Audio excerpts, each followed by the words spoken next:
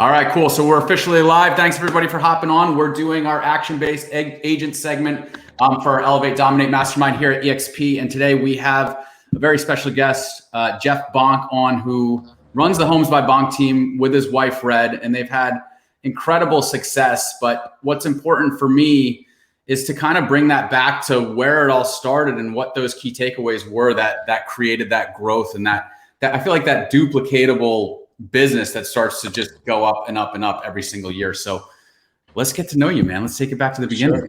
Awesome. Well, first of all, Brett, thanks for having me on, man. This is an amazing way to start the week. I've been looking forward to this all weekend since we set this up last week. So excited to get on, hang with you for a minute, just talk real estate and do what we do, and just kind of go down that rabbit hole a little bit. So like Brett said, my name's Jeff Bonk. My wife and I run this Homes by Bonk team here in Hoboken. We've been doing this for about 8 or 9 years, almost 9 years. And we grew it from just the two of us kind of running around trying to figure out how to sell real estate and how to do it at a high level to a little, family knit team right now. We have 8 agents on our team. We have 4 admin staff. Everybody considers it a family. We love just working with each other, spending a lot of time together. And I always say if it's not fun and you're not enjoying what you're doing, it's not worth doing. There's other ways to make money. So that's kind of the 30-second commercial of who we are and like where we come from today. Looking back a little bit to give a little background of who I am and how I got here. I'm a Jersey guy, grew up in Edison, New Jersey, went to Rutgers, had an amazing family growing up. Both my mom and dad were like people, right? People persons, whatever that right word is. They always attracted people. They just had a great personality. So I was lucky to kind of pick up a lot of soft people skills early on, which kind of led me to a path of some type of sales, some type of business world in the future. And my dad was an awesome salesman. My mom was a teacher. And there's always like this air of entrepreneurship in our house, and like real estate being a very powerful thing to own and be involved with, but never a real like action around it. It was always kind of just talked about. A lot of Anthony Robbins books in our house, and like grew up with that kind of mindset. So I went to college not really knowing exactly what I wanted to do. I knew it was something around business. I knew it was something in the sales world. And I went to Rutgers and took actually 6 years to get through Rutgers. All right, I'll admit that on camera here because I didn't know where I was going. I didn't know what I was doing. Like I took a couple semesters and I was like, you know what? I'm gonna take a break and just go work here. I did an internship for We Buy Ugly Houses one semester instead. I was just like, I was an economics major, labor studies minor. I was like, I don't know exactly where I'm going with this. I'm not thrilled about the finance world. I don't know what kind of sales I would want to get into. So it took my time to get through. And towards the end of college, I had that internship at We Buy Ugly Houses, and I graduated. When I stepped it up, my mom was super proud that I had 3.8 the last 3 semesters of college. So I didn't know how to get through it. I was just bored, right? So I got out of college, and We Buy Ugly Houses guy went out of business. So that kind of internship, I was bartending to kind of get through college. We were spending money and all that fun stuff. And I said, all right, I guess I have to go get a real job. And my friend at the time was selling insurance. I was like, all right, it's kind of sales, it's kind of finance. Those 2 things I wanted to do. Got my insurance licenses and sold some insurance for about a year. Totally unfulfilled. Didn't like it at all. The problem was I had a hammer in my toolbox, and everybody I met with had to need a hammer. There was no other option, right? There was a couple insurance products and a couple investment products, and that was it. So I had another friend who was working for a more investment company. I got my Series 7, and I went and worked with him. And it was the same thing, though. It was everybody needed this tool or this investment. That was it wasn't not allowed to go in and have a consultative approach. It was kind of, this is what we're selling. This is our best commission. And it didn't fit. It just did. Like I kept trying to find my way into this finance world. It didn't fit. Again, progressing one step further, I started trading corporate bonds, right? So now I'm in the city. I'm working for a little mid-major. It's more of where I wanted to be. I had some family members, cousins and stuff who were doing that. So it always kind of appealed to me, that lifestyle. And I got into that world, spent a couple of years there. The middle markets trading environment started getting squeezed by technology and transparency, which at the end of the day is great for the consumer, wasn't great for the type of role that I had worked my way into. My company restructured, and I'm like, all right, now I got like a fresh start again. I can either go back into finance, figure this out, figure out a different sales job. And a good buddy of mine, and well too, Mike Hearn, shout out to Mike, goes, dude, get your real estate license while you're trying to find a new job. He's like, I'm telling you, you can make some money here. It's a great lifestyle. Like he's been doing it for about 2 years at the time and starting to really get some momentum. And I said, I've always liked real estate. I've always wanted investment properties or flip some properties eventually. Like, let me go get the license while I'm not doing anything, while I'm looking for a new job, and see what happens. So did the 2 things for a while, walked into Remax, where another shout out, one of my good friends and mentors, Dan who owned the Remax in town, because that's where Mike worked. And I met Dan, started working there. And I met this vixen sitting next to me over here, Red, the first day, who we became very close. She's not getting on camera today, she said. But she's my next guest. No. Hi, everybody. Too early for her to get on camera, but she looks great just how she is. She's just pulling the strings on the puppet, you know. Exactly. Very busy right now. That's my wife, the CEO. She calls the shots. We got multiple bosses in this house. That's one of them, and the other two are out in the kitchen right now having breakfast. They're 2 and 4 year olds. So I'm just an employee of the family, just doing what I have to do to help move the ball. So we became very close very quickly in the first few months of me selling real estate. And I said, this is awesome. Like, I get to go play golf on Tuesday, snowboard on a Wednesday, like not in the same season, obviously. Worked a little bit of weekends in the beginning of the first few years. We didn't have kids yet, and we were just running around showing properties, just figuring out how to just sell real estate at a high level, how to generate leads, how to serve our clients to get more referrals and future business. And finance came calling again. I had some job offers, and I was just turned off. I was like, this is the lifestyle. I don't like being tied to a screen. I get to now build something. So an entrepreneurial bug finally got it scratched, right? That itch got scratched. And I was allowed to do things that I thought would most benefit me and my growth and most benefit our clients, not what I was being told to sell or how to sell or what to do. So it kind of came full circle back to that place where I really feel I was probably conditioned and programmed to be in this like sales kind of community-based, like more like entrepreneurial type of industry. And I just had to find my way there over, a couple of years of college and some early jobs that weren't the right fit. So fast forward to 8 years from there, 9 years from there, and here we are. We live and work in Hoboken and the Hudson T here. We have spent a lot of time in this community, really building deep relationships and trying to really grow by that relationship-based model. Nobody loves this place more than me. Nobody loves this place more than Red. And I'll never leave. And she'll never leave. I've been trying to get her to move to maybe a different kind of part of town or something. I can't get her off the 10th floor of the Hudson T. We're buying the units next door and blowing it out. So that's the long and short of who we are. A lot of craziness along the way. A couple kids and a dog came in along the way. A lot of networking, a lot of seminars, a lot of conferences that all contributed to kind of the growth and the learning and the place that we were able to build this to now. But that's who we are. That's the Bunks. I would say two things that like have always stood out to me, or I should say three things. Is obviously, the two of you are insanely personable.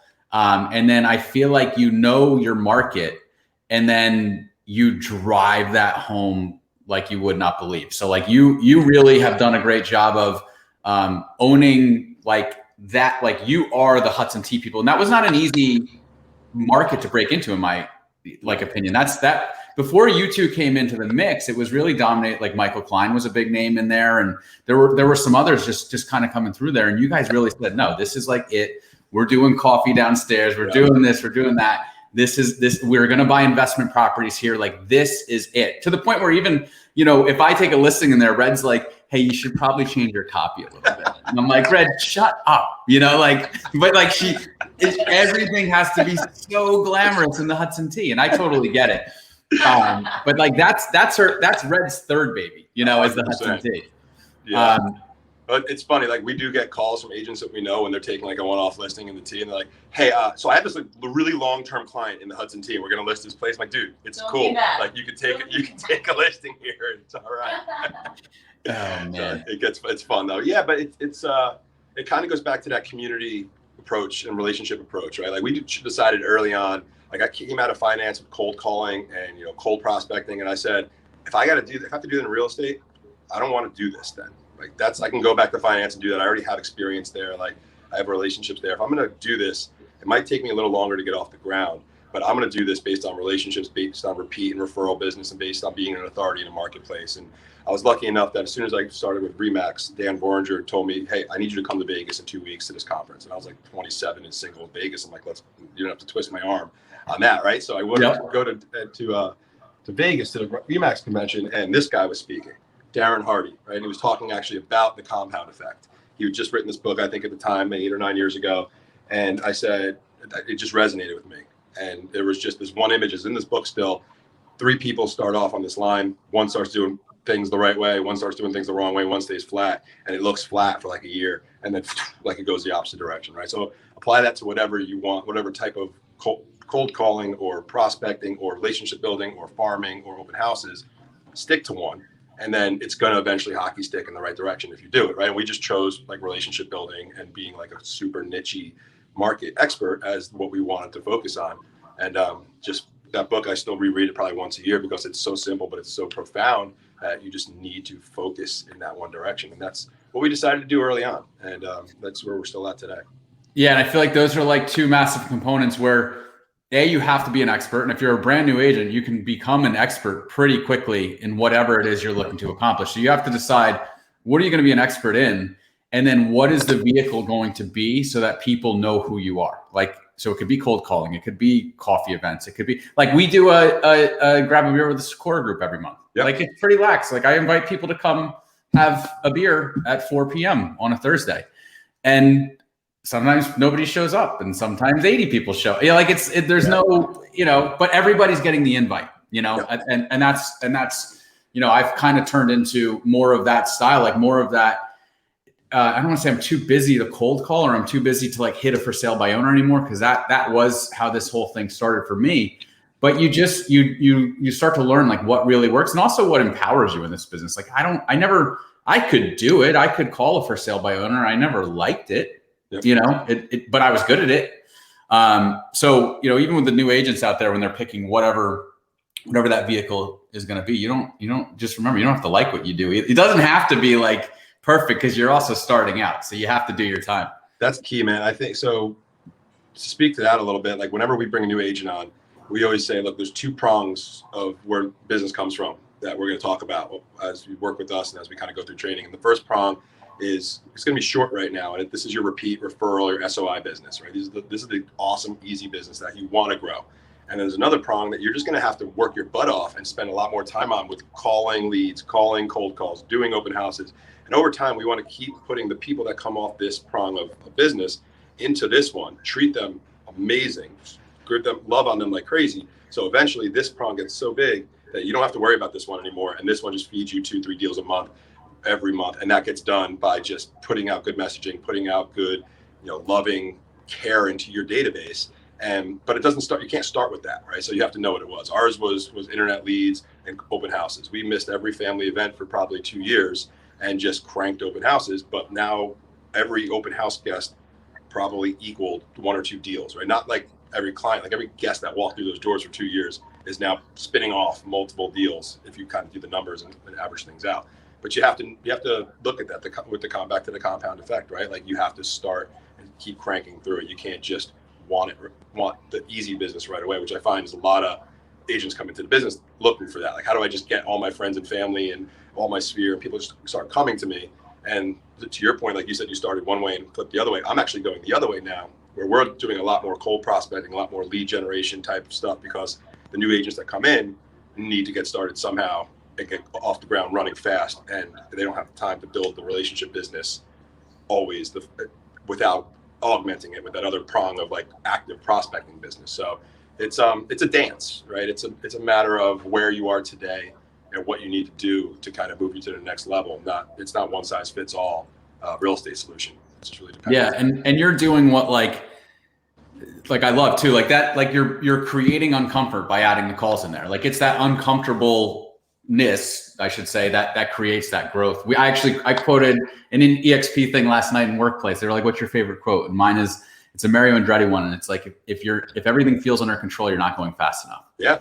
And it's so true. It's like everybody lives in that complacent, like, oh, I sold 10 homes this year and I made X amount of dollars, and I'm pacing 8 this year, but I'm pacing 8 next year, but whatever. But there's just there's no desire to improve. There's no desire to enhance their lives. And you say now, like that easy business, it's not even easy either. It's just more enjoyable, I should say. It's like if somebody came and sat next to you and read and realized what your days typically look like with 2 kids out in the living room and everything, they'd be like, holy crap, you guys are performing at a crazy level compared to what the new agent that has nothing to do all day long and no children is just sitting at a desk. So like, it's just interesting what easy becomes as you do this, for quite some time. And your easy 10 years from today is going to be, well, hopefully we're all retired by then, but maybe it really will be easy. I don't know. Right? We'll see.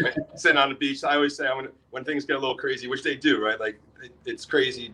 Like back to that old thing, everyone just sees you on the stage holding the trophy. No one sees all the work to get there. When the days get crazy, I'm like, babe, we're selling it all. We're going to rent jet skis and sell coconuts on the beach in Jamaica. Let's go. Like, yes.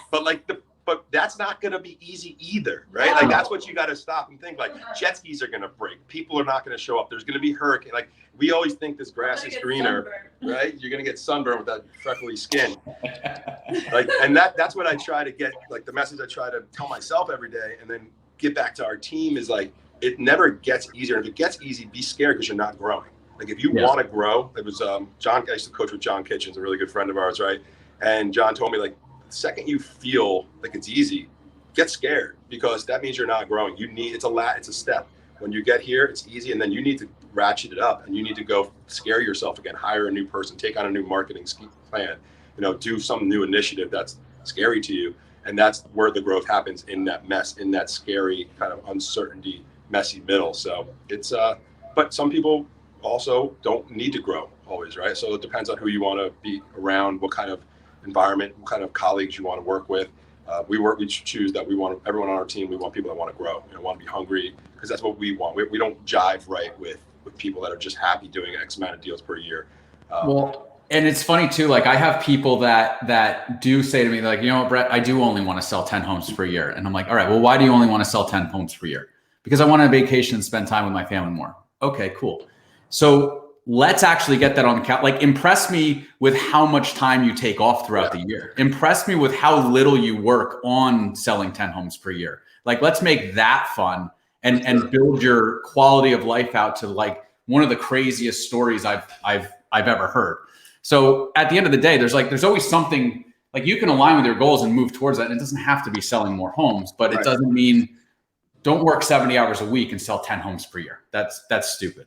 100%. Yeah, I agree. And I'm not sure if you can hear Queen in the background right now playing. My 4.5-year-old loves Queen. So he just tells Alexa to play Queen all the time now. And with all the rain and stuff, I didn't go to the office today, so you get a little background music of Queen if you're watching this right now. That's a good background music too. At least it's not like a dark song or whatever. No, we had to get him off of I couldn't listen to Row Your Boat one more time, right? So I'm like, what kind of music will this kid listen to that we can enjoy too? And Queen was he grew to it. So, but where was I going with that right before? What were we just talking about? We were talking about 10 homes per year, going on vacation, working towards goals. Yep. So it's on the tip of my tongue, but whatever, we can come back to it. I was gonna say one thing too, and you and I, I coached with Matthew Ferry for a while, and I know you and I have spoken with, about him, and you've connected with him and everything on that. And one thing that I found was interesting as well was the people who, so for me, one of my goals was originally to go to Fiji for like 6 months at a time. That was like always a goal as a younger person.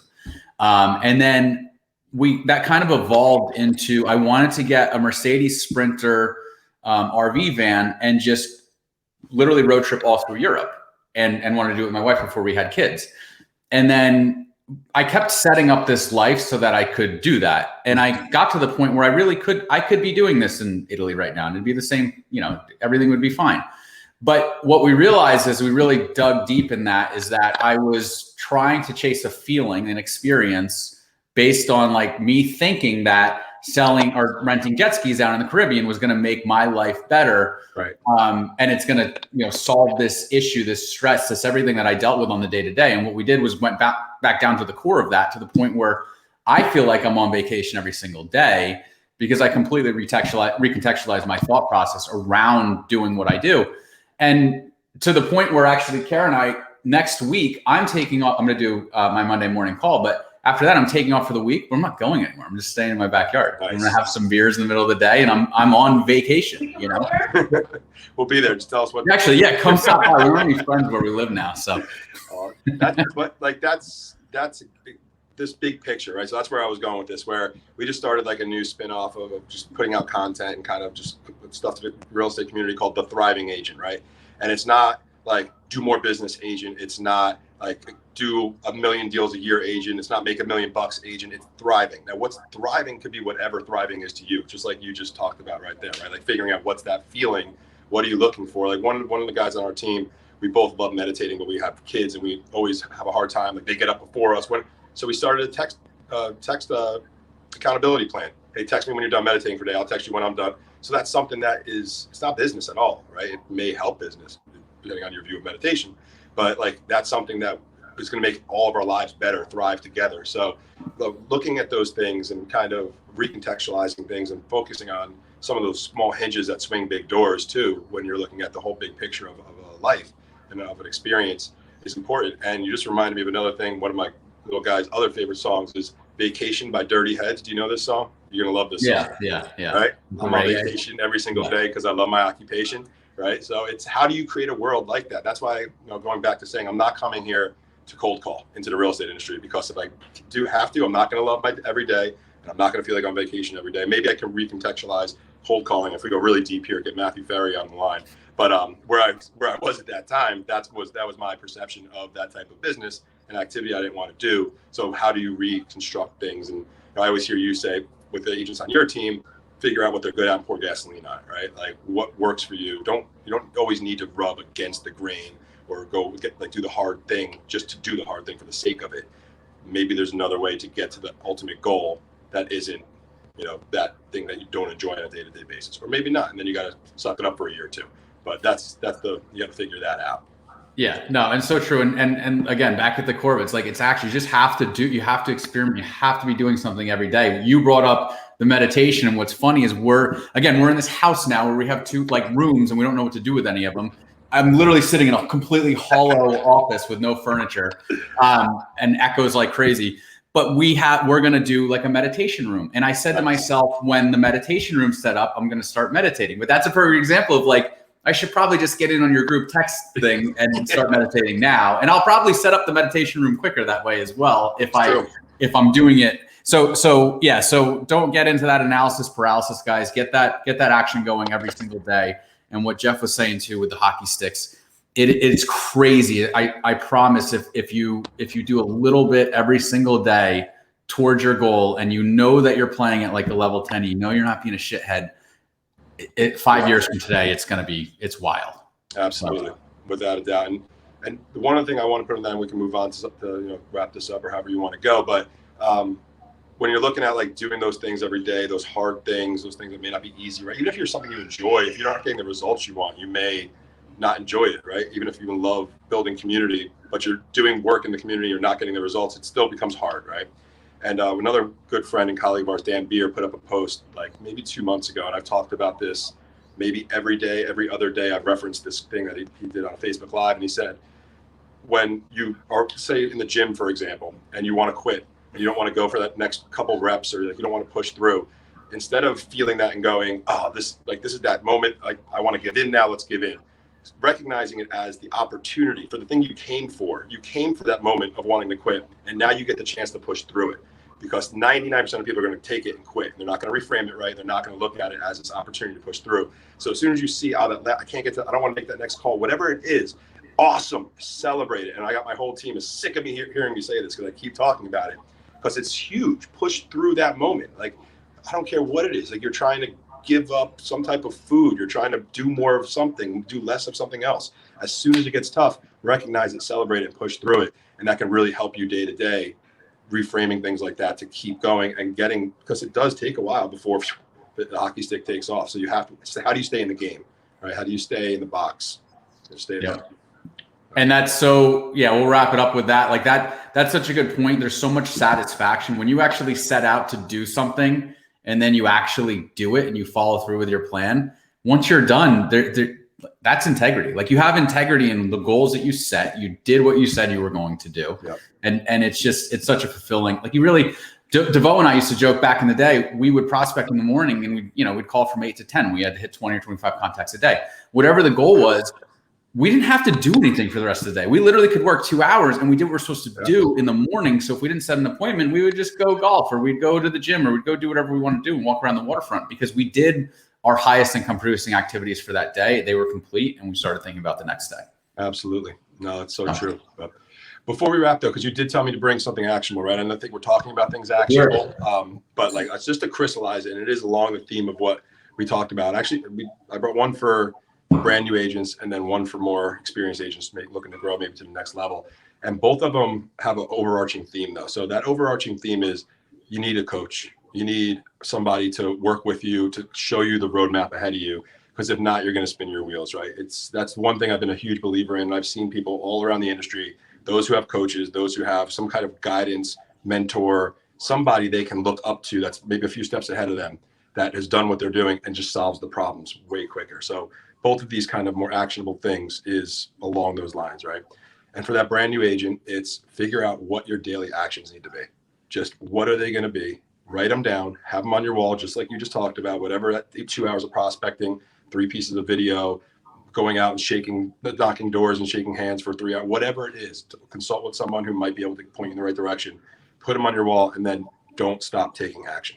Just don't focus on anything else. Don't focus on the results. Don't focus on, movement, growth, anything for 6 months, a year. And just once you know you're on the right track because you had someone guide you there, go take action. I'm sure you see this too. The people who take action, even if it's not the best action, are the people who win in this, right? Like that's it. They get better. I have the people come on the team who have no phone skills, but they take so much action in a month. They're the best person on the phone versus the person who has so much natural innate ability who just doesn't like picking up the phone and doesn't have the grit to do it every day, never gets better, never does business. So just figure out what those things are and keep taking action. And then for a more experienced agent, this is something I'm learning more and more in the last year or two.